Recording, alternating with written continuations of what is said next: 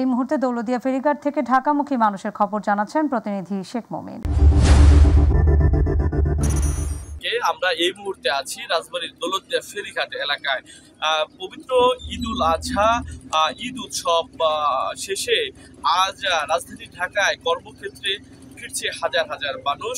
আর এই মুহূর্তে দৌলতদিয়া ফেরিঘাট এলাকায় যাত্রীদের চাপ বেড়েছে এবং বিআইডব্লিউটিসি কর্তৃপক্ষ আমাদেরকে জানিয়েছেন যে এই আজকে ছোট বড় যানবাহনের সংখ্যা বেড়েছে সব থেকে বেশি।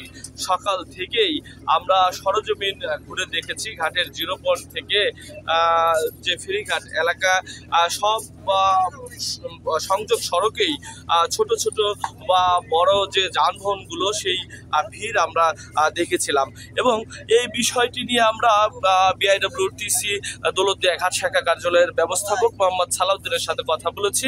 তিনি আমাদেরকে জানিয়েছেন যে এই দৌলতদিয়া পাটুরিয়া নৌ রোডে বর্তমানে ছোট বড় মিলে মোট 17টি ফেরি চলাচল করছে এবং এই 17টি ফেরি দিয়েই যাত্রী ও যানবাহন পারাপার করা হচ্ছে এবং অন্যদিকে লঞ্চঘাট কর্তৃপক্প আমাদেরকে জানিয়েছেন যে এই নৌপথে 20টি লঞ্চ চলাচল করছে এবং 20টি লঞ্চ দিয়েই যাত্রীদের পারাপার করা হচ্ছে এবং এখন পর্যন্ত আমরা যদি বলি যে ঘাটে সকাল থেকেই যাত্রী ও যানবাহনের সংখ্যা বৃদ্ধি পাচ্ছে এবং উপচে পড়া ভিড় রয়েছে ফেরিঘাট এলাকায়। এই ছিল আমার কাছে দৌলতদিয়া ফেরিঘাট এলাকা থেকে সর্বশেষ।